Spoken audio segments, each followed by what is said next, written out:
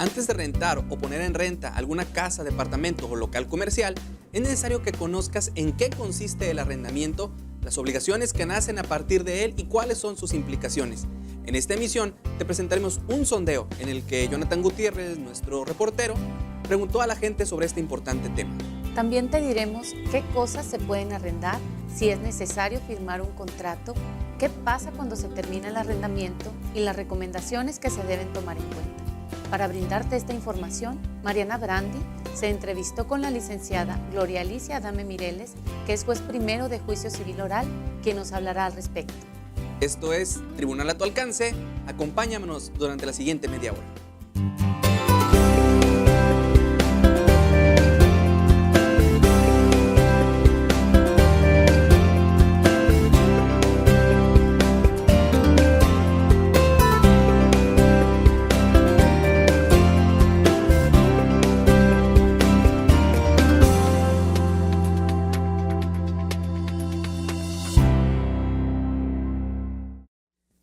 Bienvenidos a tu programa, te damos las gracias por estar aquí con nosotros. Soy Antonio Gutiérrez, me acompaña mi compañera Marcela Chávez y hoy les hablaremos del tema del arrendamiento. Así es un tema que es muy cotidiano, regularmente vemos anuncios en periódicos o en diferentes medios de comunicación en los que se ponen en renta casas, ¿verdad? O negocios en los que se rentan algún otro tipo de cosas como algún carro, por ejemplo, ¿verdad? Sí, que no nos hemos visto en la necesidad de rentar alguna vivienda, algún local comercial, algún carro durante algún tiempo para trasladarnos. Este es un tema bastante común y queremos decirles en este programa cuáles son las formas o cuáles son los requisitos que se deben de llenar para que estés protegido legalmente cuando celebras un contrato de arrendamiento. Así es, y es que es importante mencionar que no solamente es la protección para quien renta la casa, ¿verdad? Sino también para quien la da en arrendamiento. Entonces, en este programa tenemos como objetivo mostrarte qué recomendaciones debes de tomar en cuenta antes de celebrar un contrato de arrendamiento. Porque no olvidemos que también regularmente pensamos que siempre las rentas son ventajosas para quien nos renta, para el arrendador, pero también el arrendatario tiene derechos, tiene obligaciones también, igual que el arrendador. Todos estos son indispensables para que se dé esta figura. Para hablar de este tema, quisiéramos mandar a un sondeo que nuestro compañero Jonathan Gutiérrez realizó, salió a las calles, entrevistó con la gente y nos hablaron de la experiencia que han tenido en este rubro. Vamos a verlo.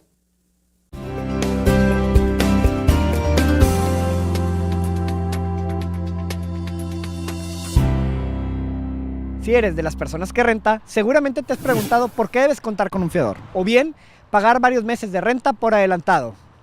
Y si estás del lado de los renteros, es importante que sepas si estás arrendando de forma adecuada por tu seguridad y la de tu inquilino. Pero antes de resolver estas dudas, vamos a escuchar a quienes han estado en esta situación en carne propia. Acompáñenme. ¿Usted ha rentado alguna casa, departamento o local comercial? Una casa. Sí, un departamento. Sí, renta. ¿Y te entregaban habitualmente recibos de renta?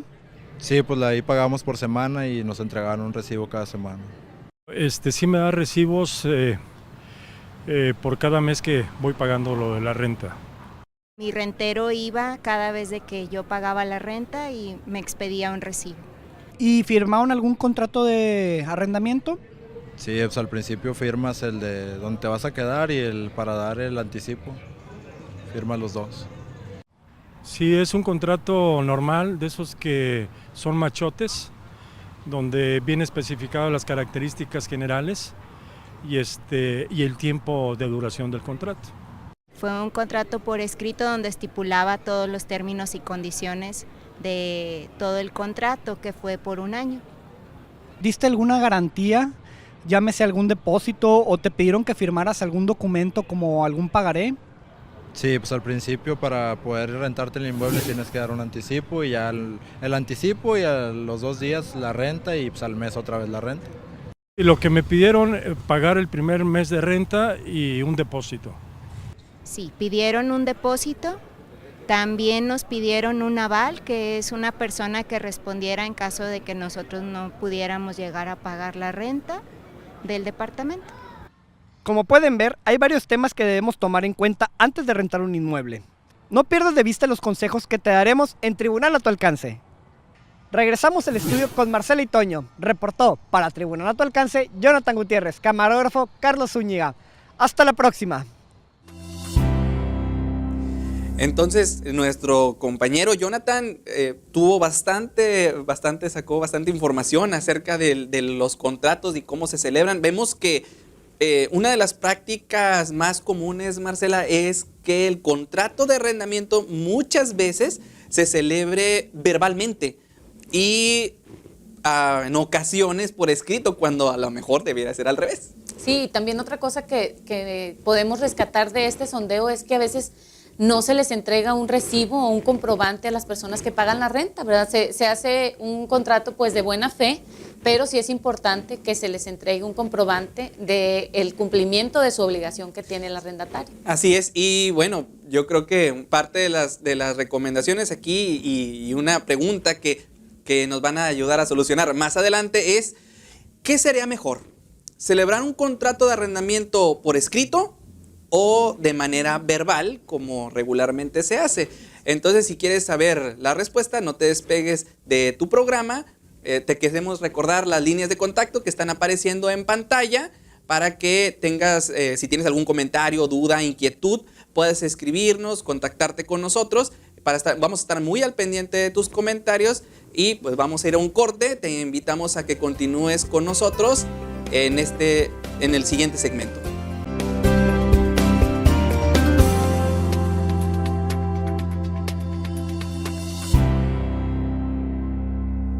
Te agradecemos que continúes con nosotros en tu programa, Tribunal a tu alcance. Estamos hablando del arrendamiento.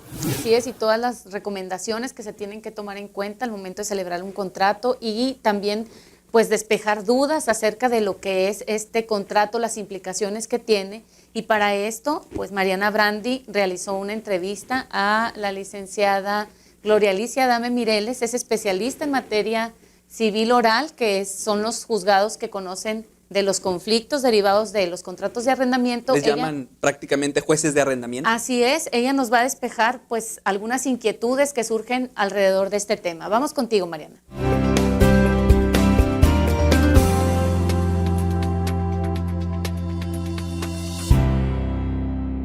Gracias, Antonio y Marcela. El día de hoy nos encontramos con la licenciada Gloria Alicia Adame Mireles. Ella es jueza primero de juicio civil oral, que nos hablará respecto del arrendamiento. ¿Cómo está, licenciada? Muy buenos días. Buenos días. Muy bien, gracias. El contrato de arrendamiento es muy conocido y es un término en el que todos estamos pues familiarizados. ¿Podría explicarnos desde el punto de vista legal qué es en sí el arrendamiento? El arrendamiento es un contrato en donde dos partes se comprometen en forma recíproca. Una a conceder el uso o goce temporal de una cosa y otra a dar un precio cierto en dinero, a lo que se le llama comúnmente renta. Esa es la definición desde el punto de vista legal. Muy bien. Y lo más común es que se renten casas, habitación o comercios, ¿verdad? Locales comerciales que son inmuebles. Pero ¿esto significa que no solamente se pueden rentar bienes inmuebles o también hay otro tipo de bienes que se pueden rentar? No, desde el punto de vista legal, cuando se hace referencia a cosa, jurídicamente, de acuerdo a la ley, cosa corresponde a un bien que puede ser inmueble o a un bien mueble, siempre y cuando sea susceptible, ¿verdad?, de transmitir de apropiación comercial. Ahora, quiero aclarar, estoy hablando desde el punto de vista de la definición de lo que puede rentarse. Evidentemente, en el arrendamiento se proporciona el uso o goce temporal de esa cosa. Lo que yo quería explicar es que al hablar de cosa puede ser bien mueble o bien inmueble, siempre y cuando esté en el comercio. A eso me refería. Perfecto. Y si alguien quiere rentar alguna cosa, como acaba de mencionar, un bien, ya sea inmueble o mueble, y no es dueño de ella, ¿puedo tener problemas legales? La figura del arrendamiento o el contrato de arrendamiento permite que se pueda proporcionar un bien en el uso o disfrute, aunque no sea el propietario. Es decir, un propietario puede dar en arrendamiento una cosa, pero también puede autorizar a otro para que la dé. Entonces la ley permite que aquel que esté facultado pueda dar en arrendamiento alguna cosa. Inclusive en un contrato de arrendamiento, el arrendador, que es el que proporciona el uso o goce, le permite en ocasiones al arrendatario subarrendar, y el subarrendatario puede a su vez transmitir el uso o goce de esa cosa. He sabido muchos casos en los que la renta es informal. Con decir informal me refiero que no existe, o sea, no se firma ningún contrato. En su experiencia como jueza, ¿recomendaría que siempre se firmen contratos y en su caso, por qué? Si es factible, ¿verdad?, celebrar un contrato de arrendamiento sin un documento de por medio. La ley hace referencia a que debe de ser escrito pasando de determinada cantidad, habla de cuotas del monto de la renta, y atendiendo a que esa norma ya está muy obsoleta, realmente todo debería de ser por escrito, pero eso no significa que no pueda celebrarse de manera verbal. Sin embargo, la recomendación sería que se haga de manera escrita, porque eso va a facilitar, en caso de que surja un conflicto, un problema entre el arrendador y el arrendatario, la prueba ya dentro de un juicio. Entonces, sí es más recomendable que sea mediante escrito, mediante contrato escrito. Sí, porque en caso de que se quisiera demandar al arrendatario o al arrendador, que no creo, tendría que haber un documento, como menciona, y sería el contrato, ¿verdad?, en sí. Sería más fácil la prueba. La prueba. La ley permite que en un momento dado se interponga una demanda si no hay un documento, pero hay medios procesales para preparar una demanda para poder acudir al órgano jurisdiccional. Excelente. Y si no se pacta un tiempo determinado de renta, ¿pueden desalojar al inquilino en cualquier momento o tiene que pasar algún plazo?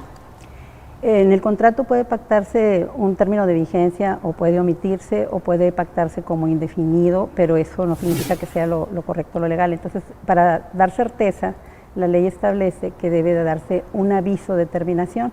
Ese aviso puede ser en forma judicial, es decir, a través de un procedimiento que se llama de jurisdicción voluntaria, a través de un juzgado, o también puede ser en forma extrajudicial, mediante un notario, o incluso en forma privada, mediante la intervención con 2 testigos. Y ese aviso, la ley señala, ¿verdad?, que a partir del aviso tendrán 60 días para la desocupación. Ahora, en el caso de que en el contrato se establezca una cláusula en el sentido de que puede terminar por un aviso, a veces se ve en la práctica que en los contratos los mismos arrendador y arrendatario establecen la posibilidad de que con un aviso se dé por terminado y hablan de un término que generalmente manejan en la práctica, lo que hemos visto es de 30 días, pero el término que habla la ley es de 60.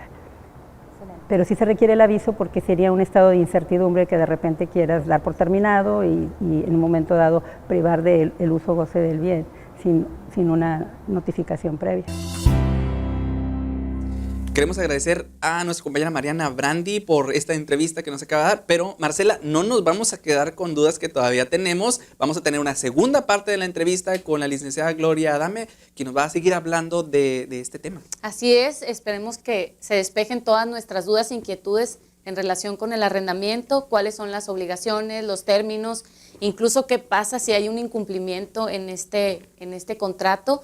Bueno, esperemos que esto sea de utilidad para todos ustedes. Así es, porque en el arrendamiento también tenemos que tener en cuenta que las obligaciones que mencionábamos ahorita en relación a los tópicos que se pueden abordar, porque el arrendador tiene ciertas obligaciones, el arrendatario tiene otras obligaciones, en cuándo termina el arrendamiento, cuáles son las formas de rescisión, que también nos va a explicar la juez a este respecto. Son todas estas dudas que son bastante interesantes. Así es, también la diferencia entre la rescisión y terminación del contrato, que no es lo mismo, pero bueno, antes de seguir con este tema, ¿qué les parece si vamos a un corte? Recordándoles antes las líneas de contacto que aparecen en la pantalla, si tienen alguna duda, alguna inquietud o alguna sugerencia de algún tema que quieran que tratemos, estamos a su alcance a través de estas líneas que aparecen en pantalla. Regresamos.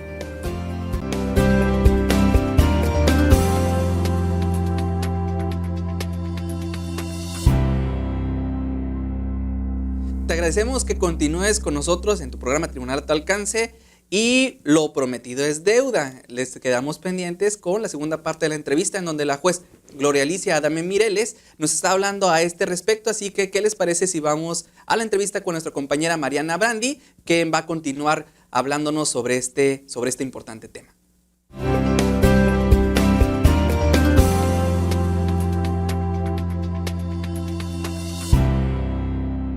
Gracias, Antonio y Marcela, y continuamos con la licenciada Gloria Alicia Adame Mireles, jueza primero de juicio oral. Licenciada, nos comentaba que no solamente el dueño, el propietario del inmueble puede rentarlo. ¿Existen algunas limitantes al respecto que establezca la ley?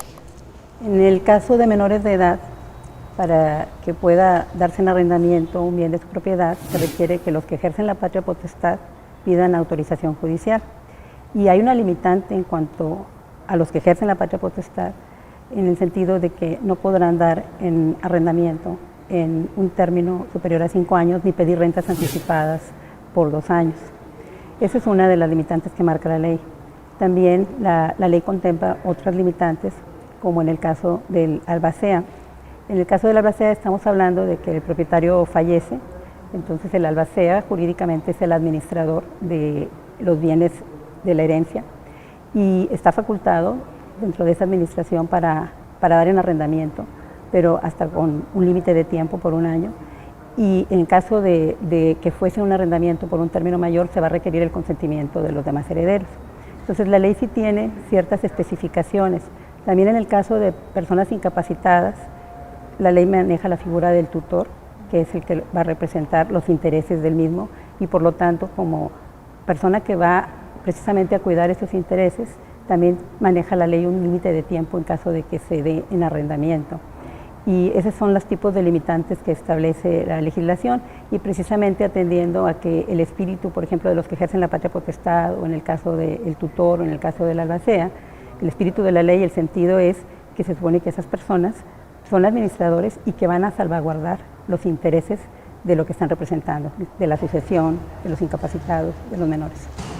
Entonces, las limitantes que establece la ley sería en caso de que hubiese menores de edad, incapaces, los tutores serían, ¿verdad?, los que tendrían esta facultad, y los albaceas, como me acaba de mencionar. Sí. Muy bien. Suponiendo que quisiera dar en arrendamiento algún inmueble, ¿existe algún máximo de tiempo, por ejemplo, pues no sé, que no pasen de 10 años? La ley contempla, atendiendo al propósito del arrendamiento, el destino que se va a dar en el inmueble, ya sea comercio, industria o casa-habitación, ciertos limitantes. 10 años para casa-habitación, 40 para comercio y 50 para industria. Aquí es importante, y hemos visto en la práctica, que los arrendatarios a veces consideran o creen, o a lo mejor tienen unas expectativas, ya sea porque así lo piensan o porque se los hacen creer, que el hecho de que tengan muchos años rentando un inmueble, porque a veces se renta y luego se renueva el contrato y se vuelve a celebrar por otro tanto de tiempo, consideran que eso les genera derechos de propiedad. Entonces es importante que la ciudadanía sepa, los estudiantes de Derecho también, toda la comunidad, que cualquier persona que les asesore o que les refiera que pueden aspirar por el tiempo a que el solo transcurso del tiempo les va a generar un derecho de propiedad, está equivocada jurídicamente. La posesión que se tiene, parte de la definición legal que mencionaba al principio, es que es temporal, y la posesión que se da es derivada, no es una posesión originaria, este no es un concepto de dueño. Entonces es importante que se tenga ese conocimiento, que los lapsos de tiempo que maneja la ley, aún si fueran en el caso de la industria 50 años, eso no quiere decir que va a generar un derecho distinto al que ya se tiene de una posesión o goce temporal de la cosa. Es algo muy importante. Muy bien. ¿Y cuáles serían las formas o cómo se puede dar por terminado un contrato de arrendamiento? El contrato de arrendamiento puede terminar de acuerdo a la vigencia establecida en el mismo, precisamente llegado el término estipulado o pactado por las partes. Puede suceder que se continúe en la relación y entonces opera una figura que se llama tácita reconducción. Se entiende que tácitamente están de acuerdo en que el contrato continúe. En ese supuesto, cuando ya se generó esa figura, que es una figura legal, es necesario que se dé el aviso que mencionábamos hace un momento, que puede ser judicial o extrajudicial, para que sea sabedor de que ya tendrá que desocupar. Y también puede ser que termine porque hay un incumplimiento y se demande la terminación ya por rescisión, que así se le llama la figura, para la acción, porque hay un incumplimiento por parte del arrendatario. También quiero aclarar como algo importante que también los arrendatarios pueden dar por terminado un contrato de arrendamiento por un incumplimiento del arrendador, porque parte de la definición legal es que son obligaciones recíprocas. Entonces, A veces hemos visto en la práctica que es muy raro que el arrendatario venga y demande al arrendador, pero el arrendatario cuenta con acciones que en el capítulo del arrendamiento se establecen a su favor. Y es importante que también los arrendatarios tengan ese conocimiento, pero es muy importante que lo hagan valer como acción, porque a veces vienen ya como excepción, pero no plantean una contrademanda y en esa forma, pues no, técnicamente no van a ser tutelados. Bueno, pues agradecemos mucho su presencia el día de hoy, que nos haya dado su tiempo. Al contrario. Y volvemos al estudio con Antonio y Marcela. Te agradecemos, Mariana, por esta interesante entrevista y a la licenciada Gloria Alicia Adame Mireles por brindarnos todos sus conocimientos y ponerlos al alcance de la comunidad. Sí, yo creo que es muy importante tener en cuenta ciertos aspectos. Primero, hablábamos al principio, ¿qué es lo más recomendable? ¿Celebrar un contrato por escrito o celebrar un contrato verbal? Ya vimos las recomendaciones que nos hace la juez y definitivamente debe ser para protección de ambos, tanto para el arrendador como el arrendatario, debe de constar por escrito y la propia ley establece que cuando la renta exceda de 100 pesos, debe constar por escrito. Sí, son 100 pesos anuales. Si la renta excede de 100 pesos anuales, cuando se trata de un Pues casi bien todo. por casa habitación, sí, regularmente pues es por escrito. Y es importante aclarar que el decir por escrito no es decir que es ante notario público, porque puede darse o prestarse a confusión de que se crea que tiene que ser ante notario. No es ante notario, puede ser un contrato privado entre las partes, pero sí por escrito. Así es, y también la jueza hablaba de la tácita reconducción. Así es. Esto no es más que la renovación del contrato que opera en automático. El contrato, si no se señala un plazo, es de 1 año.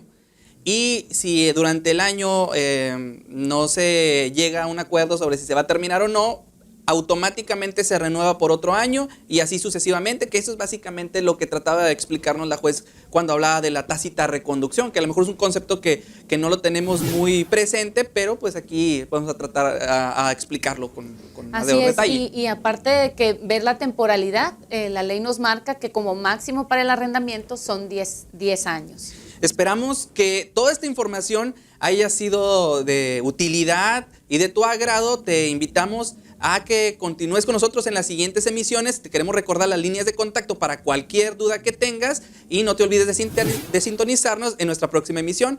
Muchísimas gracias por habernos acompañado. Muchísimas gracias, Marcela. Hasta la próxima.